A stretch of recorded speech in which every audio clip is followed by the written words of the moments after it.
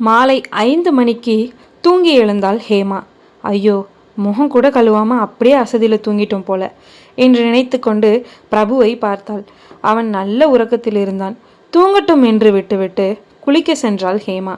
குளிக்க சென்ற நேரத்தில் பிரபு முழித்து கொண்டான். எழுந்த உடனேயே ஹேமா என்று அவள் பெயரை சொல்லி அழைத்தான். அவளும் என்னடா என்று பாத்ரூமில் இருந்து கொண்டு குரல் கொடுத்தாள். தண்ணீர் சத்தத்தை வைத்து அவள் குளிக்கிறாள் என்று தெரிந்து கொண்டு கதவை திறடி என்றான். எதுக்கு இப்போ கதவை திறக்க சொல்கிற? முடியாது, நான் குளிச்சிட்டு இருக்கேன் என்றாள். திறடி, முகம் கழுவிட்டு போயிடுவேன் என்றான். அதை நம்பி கதவை திறந்தாள் ஹேமா. அவன் சிரித்து கொண்டே நின்றான். இப்போ எதுக்கு சிரிக்கிற? சீக்கிரம் மூஞ்சியை கழுவிட்டு கிளம்பு என்று அதட்டினாள். நான் ஒன்றும் முகம் கழுவ வரல, உன்னை பார்க்க தான் வந்தேன் என்று அவள் கட்டியிருந்த துண்டை பிடித்து இழுத்தான். துண்டை விடு பிரபு, என் மானத்தை வாங்காத என்றாள் அவள். புருஷன்கிட்ட உனக்கு என்னடி மான ரோசம் வேண்டி கிடக்கு? பாத்ரூமில் தானே குளிக்கிற, எதுக்கடி துண்டு கட்டிட்டு குளிக்கிற என்றான். ஏன் பாத்ரூமில் குளிச்சா துண்டு கட்டிக்க கூடாதா என்றாள் ஹேமா. எதுக்கடி நீ எல்லாம் பாத்ரூமில் குளிக்கிற? நல்லா ஃப்ரீயாக எல்லா இடத்தையும் தேய்ச்சி குளிக்கணும், துண்டு கட்டிட்டா எப்படி குளிப்ப என்றான். இப்போ உனக்கு என்ன வேணும்? ஏதாவது பேசி என் துண்டை கலட்ட வைக்கணும், அதானே? நீ நினச்சது நடக்காது என்றாள். உன் துண்டை கரெக்டாக எனக்கு எவ்வளோ நேரம் ஆகும் என்று படக்கென்று துண்டை பிடித்து இழுத்தான். சட்டென லைட்டை அணைத்தாள் ஹேமா. வெளிச்சம் தெரிஞ்சாதானே நீ பார்ப்ப, இப்போ என்ன பண்ணுவ என்றாள். லைட்டை அணைச்சிட்டா ஒன்றும் தெரியாதுன்னு நினைக்கிறியா? எனக்கு கண்ணு நல்லாவே தெரியும் என்று அவள் இடுப்பை பிடித்து கிள்ளினான். அம்மா என்று கத்திக்கொண்டே பளிச்சென்று பிரபுவை அடித்தாள். என்னையவே அடிக்கிறியா என்று அவள் கையை பிடித்து இழுத்து கட்டி அணைத்தான். திடீரென அவன் மீது குபு குபுவென வாந்தி எடுத்தாள் அவள். என்னாச்சுடி உனக்கு என்று பதறினான் பிரபு. ஐயையோ, சாரிடா, என்னால் கண்ட்ரோல் பண்ண முடியல, அதான் தெரியாமல் உன் மேலே வாந்தி எடுத்துட்டேன் என்றாள்.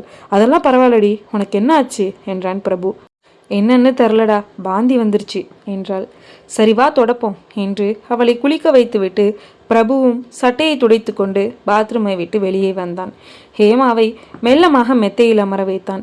பிரபு, எனக்கு மயக்கம் வர மாதிரி இருக்கு என்றாள் அவள். சரிடி, நீ படுத்துக்கோ, கொஞ்ச நேரம் கழிச்சு ஹாஸ்பிட்டல் போகலாம் என்றான் பிரபு. அவளும் மயக்கத்தில் கண்ணுறங்கினாள்.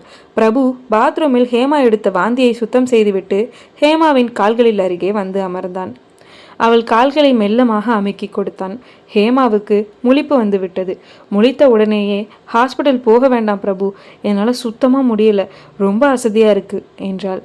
சரிடி, ஒன்றும் பிரச்சனை இல்லை, நான் டாக்டரை இங்கே வர சொல்கிறேன், நீ படுத்துக்கோ என்றான். எனக்கு ரொம்ப பசிக்குதுடா, ஏதாச்சும் கொண்டு வரியா என்றாள். சரி இரு என்று இரவு உணவுக்கு தயாரான இட்லியை தட்டில் வைத்து சாம்பார் ஊற்றி கொண்டு வந்தான். சாம்பார் வாசனையை கண்ட ஹேமா, எனக்கு வாந்தி வர மாதிரி இருக்கு, கொண்டு போ, வேண்டாம் என்றாள். நீ தானடி பசிக்குதுன்னு சொன்ன, இப்போ வேண்டான்னு சொல்கிற என்றான். எனக்கு இட்லியும் மிளகா சட்னியும் சாப்பிடணும் போல இருக்கு என்றாள். அவ்வளோதானே வேணும்?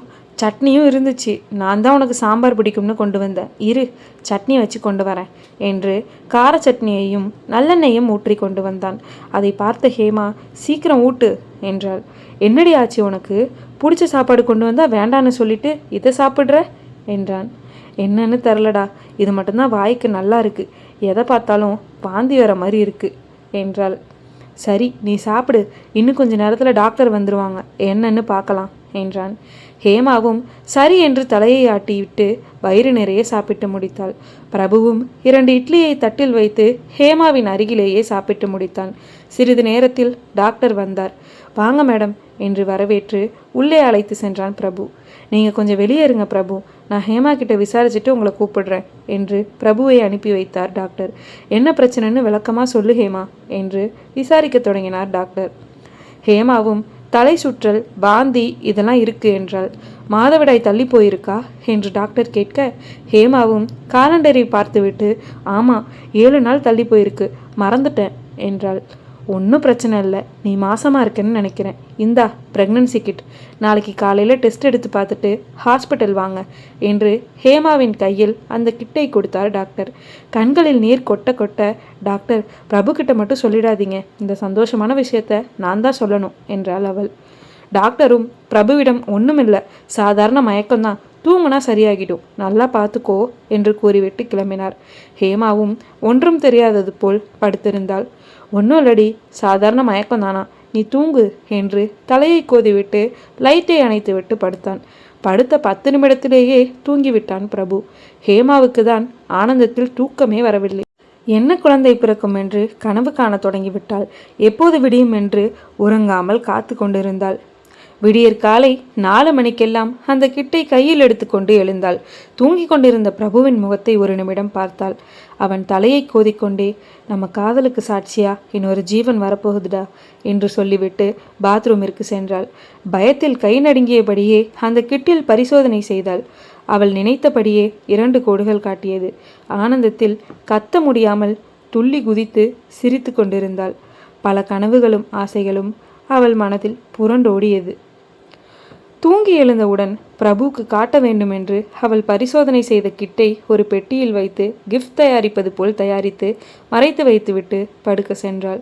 பிரபுவை முதுகோடு சேர்த்து கட்டி அணைத்து கொண்டு அப்படியே உறங்கினாள். காலையில் 7 மணிக்கு எழுந்த பிரபு ஹேமா தூங்குவதை பார்த்துவிட்டு தூங்கட்டும் என்று கன்னத்தை தட்டிவிட்டு எழுந்து சென்றான். பல் துளக்கி குளித்துவிட்டு ஹாலில் அமர்ந்து லேப்டாப்பில் வேலை பார்த்து கொண்டிருந்தான். மணி 9 ஆனது. காலை உணவும் தயாராக இருந்தது. ஹேமா வந்தவுடன் சாப்பிடலாம் என்று காத்து கொண்டு வேலை பார்த்து கொண்டிருந்தான். மணி 10:30. ஹேமா எழுந்து வரவில்லை. பயத்தில் ரூமுக்கு சென்று பார்த்தான். 10 பேர் சேர்ந்து அடித்து போட்டது போல் உறங்கிக் கொண்டிருந்தாள் அவள். மெல்லமாக கால்களை தட்டி ஹேமாவை எழுப்பினான். தூக்க கலகத்தில் என்னடா என்று அதட்டிக்கொண்டே கேட்டாள் அவள். என்னடி இவ்வளோ நேரம் தூங்குற? நேற்று 9 மணிக்கெல்லாம் தூங்கிட்டோம். அப்படி இருந்தும் இவ்வளோ நேரம் தூங்குற? உடம்பு வலிக்குதா என்றான். நீ தான் 9 மணிக்கு தூங்குன, நான் 4 மணிக்கு தான் தூங்கினேன் என்றாள் ஹேமா. அவ்வளோ நேரம் தூங்காமல் என்னடி பண்ணிட்டு இருந்த என்றான் அவன். உனக்கு தான் கிஃப்ட் ரெடி பண்ணிட்டு இருந்தேன், பீரோவை திறந்து பாரு என்றாள். அவனும் பீரோவை திறந்து அந்த கிஃப்டை எடுத்து பிரித்தான். என்ன திடீர்னு கிஃப்டெல்லாம் கொடுக்குற என்றான். நான் கிஃப்ட் கொடுக்கல, நீ தான் கொடுத்துருக்க, பிரித்து பாரு என்றாள். அவனும் ஆர்வத்தோடு வேக வேகமாக பிரித்தான். பிரித்து பார்த்த அவனுக்கு பேரதிர்ச்சி. இவ்வளவு நாள் குழந்தை வேண்டாம், நீ மட்டும் போதும் என்று சொல்லி கொண்டிருந்த அனைத்தும் மறந்து போனது. கண்களில் கண்ணீர் முட்ட ஹேமாவை கட்டி பிடித்தான். என்ன சந்தோஷமா இருக்கா? எப்போதும் எனக்குன்னு யாரும் இல்லைன்னு சொல்லுவில்ல, இப்போ இந்த நிமிஷம் உனக்காக நானும் பாப்பாவும் இருக்கோம் என்று கட்டிப்பிடித்தாள். அவள் கூறிய வார்த்தையை கேட்ட கணமே கண்களில் நீர் பெருக்கெடுத்து ஓடியது. எனக்கு கையும் ஓடலை காலும் ஓடலை என்றான். கொஞ்சம் நிதானமா இருடா, என்னமோ குழந்தையே வேணான்னு சொன்ன, இப்போ ஏன் சந்தோஷப்படுற என்றாள். நான் அப்படி தான் சொல்லுவேன், அதுக்காக கடைசி வரைக்கும் அப்படியே இருப்பாங்களா என்றான். சரி சரி, நீ சமாளித்ததெல்லாம் போதும், நாளைக்கு ஹாஸ்பிட்டல் போகணும், டாக்டர் நேத்தே சொன்னாங்க என்றாள். அப்போ உனக்கு நேத்தே தெரியுமா? ஏன் என்கிட்ட சொல்லலை என்று முகத்தை சுளித்து கொண்டான். அவன் கன்னத்தை 2 கைகளால் பற்றியவாறே, நேற்று கன்ஃபார்மாக தெரியாதுடா, இன்றைக்கி காலையில் தான் டெஸ்ட் பண்ணி பார்த்தேன், உங்ககிட்ட வித்தியாசமாக சொல்லணும்னு ஆசைப்பட்டேன், அதான் அப்படி பண்ணேன் என்றாள். சரி சரி வா என்று கட்டி அணைத்து கொண்டான். இனிமேல் நீ ரூமுக்கு வரணும்னா நடக்கக்கூடாது, நான் தான் உன்னை தூக்கிட்டு போவேன் என்றான். இதை கேட்ட ஹேமா, சரி சரி கீழே தூக்கிட்டு போ, பசிக்குது, சாப்பிடணும் என்றாள். முதல்ல போய் பல்லு விளக்கிட்டு வாடி என்று பாத்ரூமிற்கு அனுப்பி வைத்தான். அவளும் சிரித்து கொண்டே உள்ளே சென்றாள். பல் துளக்கி முகம் கைகளை கழுவி விட்டு வெளியே வந்தாள். சரி வா, தூக்கிட்டு போகிறேன் என்று அழகாக கையில் ஏந்தி கொண்டு ஹாலுக்கு சென்றான். சாப்பாடு தயாராக இருந்தது. ஒரு 10 நிமிஷம் போகட்டும், இப்போதான் பல்லு விளக்குனேன் என்று தண்ணியை குடித்தாள். உனக்கு இப்போ என்ன சாப்பிடணும்னு தோணுதுன்னு சொல்லு, ஏன்னா நீ எது சாப்பிட்டாலும் வாந்தி எடுக்கிற, அப்புறம் உடம்பு சோர்ந்து போயிடும் என்றான். எனக்கு இப்போ இட்லியும் மிளகாய் சட்னியும் சாப்பிடணும் போல இருக்குது, மதியம் ஏதாவது வித்தியாசமாக சொல்கிறேன் என்றாள். சரி, அதை தான் செஞ்சு வச்சுருக்காங்க, மத்தியானம் என்ன வேணும்னு அப்புறம் சொல்லு, செய்ய சொல்கிறேன் என்றான். சரி என்றாள் ஹேமா. ஆமாம், இந்த விஷயத்தை உங்கள் வீட்டுக்கு சொல்லலையா என்றான் பிரபு. இல்லைடா, 3 மாதம் ஸ்கேன் பண்ணி குழந்தை எப்படி இருக்குன்னு தெரிஞ்சுக்கிட்டு எல்லாருக்கும் சொல்லுவோம், அதுதான் நல்லது என்றாள். சரி, உன்னோட விருப்பப்படியே பண்ணலாம், வா போய் சாப்பிடுவோம் என்றான். இருவரும் ஒன்றாக அமர்ந்து பேசிக்கொண்டே சாப்பிட்டனர். ஏண்டி, இனிமேல் நமக்கு சீக்கிரம் பொழுது போயிடும்ல, பாப்பா கூடவே நான் எப்போதும் இருப்பேன், என் கூட தான் தூங்க வச்சுப்பேன், நான் தான் சாப்பாடெல்லாம் ஊட்டுவேன் என்றான். ஹேமா சிரித்து கொண்டே, சரிடா, எல்லாமே நீயே பண்ணு, நான் வேடிக்கை மட்டும் பார்க்குறேன், அப்பாவும் பிள்ளையும் சந்தோஷமாக கொஞ்சிக்கோங்க என்றாள். சரி சரி, நீ நல்லா சாப்பிடு, உனக்கு என்ன வாய்க்கு பிடிச்சிருக்கோ அதை மட்டும் சாப்பிடு. வாந்தி வர சாப்பாடு எதுவும் சாப்பிட வேணாம். நாளைக்கு டாக்டர்கிட்ட என்ன சாப்பிடணும் என்னென்ன சாப்பிடக்கூடாதுன்னு கேட்டுக்குவோம் என்றான். சரிடா, நாளைக்கு சீக்கிரம் போவோம், அப்போதான் டோக்கன் கிடைக்கும், சீக்கிரம் பார்த்துட்டு வரலாம் என்றாள். நம்ம ஃபேமிலி டாக்டர் தானே, சொல்லி வச்சா டோக்கன் போட்டு வைப்பாங்க, பார்த்துக்கலாம் என்றான். இருவரும் பேசியபடியே சாப்பிட்டு முடித்தனர். சரி, எங்கேயாச்சும் வெளியே போகலாமா என்றாள் ஹேமா. இந்த நேரத்தில் ரெஸ்ட் தாண்டி எடுக்கணும், வெளியே போகக்கூடாது என்றான். என்னடா ஆசையாக கேட்குறேன், கூட்டிகிட்டு போக மாட்டியா? இந்த ஒரு தடவை மட்டும் கூட்டிகிட்டு போ, அப்புறம் கேட்க மாட்டேன் என்றாள். சரி கிளம்பு, போகலாம் என்றான். அவளும் குளித்து விட்டு கிளம்பி நின்றாள். பிரபு, மதியம் என்ன சாப்பாடு வேணும்னு சொல்லிடி, நம்ம சொல்லிட்டு போனாதான் வேலையாட்கள் சமைச்சு வைப்பாங்க என்றான். எனக்கு மட்டன் குழம்பும் மட்டன் சுக்காவும் வேணும் என்றாள். பிரபு சமையல் அறைக்கு சென்று வேலையாட்களிடம் சமைக்க சொல்லிவிட்டு ஹேமாவை அழைத்து கொண்டு சென்றான். போகும் வழியில் எங்கே போகிறோம் என்றாள் அவள். மாலுக்கு தான் போகிறோம், அங்கே தான் எல்லா பொருளும் இருக்கும். 10 மாதத்துக்கு வயிறு பெருசாகிடும்ல, அதான் உனக்கு தேவையான ட்ரெஸ்ஸு, பாப்பாவுக்கு தேவையான பொருள் எல்லாம் வாங்க போகிறோம் என்றான். இப்போவே அதெல்லாம் வாங்கக்கூடாது பிரபு, பாப்பா பிறக்கும்போது வாங்கிக்கலாம் என்றாள். அதெல்லாம் முடியாது, இப்போவே எல்லாம் வாங்கி வச்சுப்போம் என்று வாக்குவாதம் செய்து எப்படியோ ஹேமாவை சமாதானப்படுத்தி மாலுக்கு அழைத்து சென்றான். பெரிய ட்ராலியை கையில் எடுத்து கொண்டான் பிரபு. வா ஆரம்பிக்கலாம் என்றான். என்ன குழந்தை பிறக்கும்னே தெரியாமல் எப்படி ட்ரெஸ் எடுக்கிறது என்றாள் ஹேமா. கண்டிப்பாக பெண் குழந்தை தான் பிறக்கும், என்னோட மனசுக்கு அதுதான் தோணுது, எங்கள் அம்மா தான் குழந்தையாக பிறப்பாங்க என்றான். ஹேமாவால் அடுத்த வார்த்தை பேச முடியவில்லை. அவன் நம்பிக்கையை உடைக்க வேண்டாம் என்று எண்ணி, கண்டிப்பாக நீ ஆசைப்பட்ட மாதிரி பெண் குழந்தை தான் பிறக்கும், ஒருவேளை ஆண் குழந்தை பிறந்தா அப்போ போய் ட்ரெஸ் எடுத்துப்போம் என்றாள் ஹேமா. சரி என்று பெண் குழந்தைகள் போடும் துணிமணிகள் விளையாட்டு சாமான்களை எடுத்தான் பிரபு. ஹேமா தனக்கு 10 மாதத்திற்கு தேவையான துணிகளை எடுத்துக்கொண்டாள். எல்லாம் எடுத்தாச்சு, பில் போட்டுட்டு வீட்டுக்கு போகலாமா என்றான் பிரபு. ஹேமாவும் தலையை ஆட்டினாள். பில் 3 லட்சத்தை தாண்டியது. அம்மாடி, போதுமா இவ்வளவு என்று வாயை பிளந்தாள் ஹேமா. ஏ, என்னோட பிள்ளைக்கு தானே எடுத்தேன், கண்ணு வைக்காதடி என்றான். சரி சரி வா கிளம்புவோம் என்று இருவரும் பைகளை தூக்கி கொண்டு காரில் கிளம்பினர். வீடு வந்ததும் நீ ஓரமாக உட்காரு, நான் எல்லா பொருளையும் கொண்டு வரேன் என்றான். ஹேமாவும் ரூமில் அமர்ந்து கொண்டிருந்தாள். பிரபு அனைத்தையும் எடுத்துக்கொண்டு ரூமிற்குள் நுழைந்தான். பாப்பாவுக்கு தனியாக ரூம் ஒதுக்கி அதில் பாப்பாவோட பொருளை வச்சிருவோம் என்றான். இதை தான் முன்னாடியே யோசித்தேன், நம்ம ரூமுக்கு பக்கத்து ரூம் சுத்தமாக தான் இருக்குது, அதில் கொண்டு போய் வச்சிரு என்றாள். பிரபுவும் எல்லா பொருளையும் கொண்டு போய் வைத்து விட்டு வந்தான். சரி வா, மணி ஆகுது, சாப்பிடலாம் என்றான். இல்லை பிரபு, 3 மணிக்கு சாப்பிடலாம், ரொம்ப அசதியாக இருக்குது, நாளைக்கு ஹாஸ்பிட்டல் போகணும், அதனால் 3 மணிக்கு சாப்பிட்டு அப்படியே தூங்கிடுறேன், காலையில் தான் எந்திரிப்பேன் என்றாள். சரி, அப்போ கொஞ்ச நேரம் படு என்றான். இருவரும் படுத்துக்கொண்டே பேசி கொண்டிருந்தனர். நேரம் போனதே தெரியவில்லை. மணி 3 ஆகியது. இருவரும் சேர்ந்து சாப்பிட்டனர். சாப்பிட்டு முடித்த பின் ஹேமா தூங்க போகிறேன், காலையில் எழுப்பு என்றாள். பிரபுவும் சரி என்று ஹேமாவை தூங்க வைத்துவிட்டு ஆஃபீஸ் வேலையை லேப்டாப்பில் பார்த்து கொண்டிருந்தான். இரவு 11 மணிக்கு தூங்க சென்றான். ஹேமா ஆழ்ந்த உறக்கத்தில் இருந்தாள். அவளை கட்டி அணைத்தபடியே அவனும் தூங்கினான். சீக்கிரம் தூங்கியதால் 4 மணிக்கெல்லாம் ஹேமாவுக்கு முழிப்பு வந்து விட்டது. மருத்துவமனைக்கு தேவையான அனைத்தையும் தயார் செய்து கொண்டிருந்தாள். காலை 6 மணிக்கெல்லாம் தூங்கி எழுந்து வந்தான் பிரபு. ஹேமா குளித்து கிளம்பி நின்றாள். என்னடி அதுக்குள்ளே கிளம்பிட்ட என்றான். இப்போ போனாதான் சீக்கிரம் வர முடியும், கிளம்பு என்றாள். அவனும் குளித்து கிளம்பி ஹேமாவை மருத்துவமனைக்கு அழைத்து சென்றான். படபடப்புடன் ஸ்கேன் பரிசோதனைக்கு சென்ற ஹேமா மகிழ்ச்சியோடு வெளியே வந்து பிரபுவை கட்டி அணைத்து 50 நாள் கர்ப்பமாக இருப்பதாகவும் குழந்தைக்கு இதய துடிப்பு வந்து விட்டதாகவும் கூறினாள்.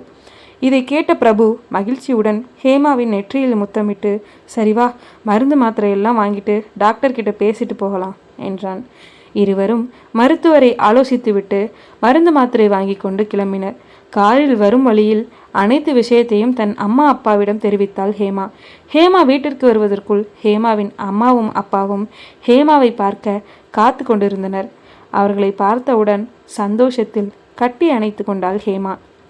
பிரபுவும் அவர்களை வரவேற்று உபசரித்தான்.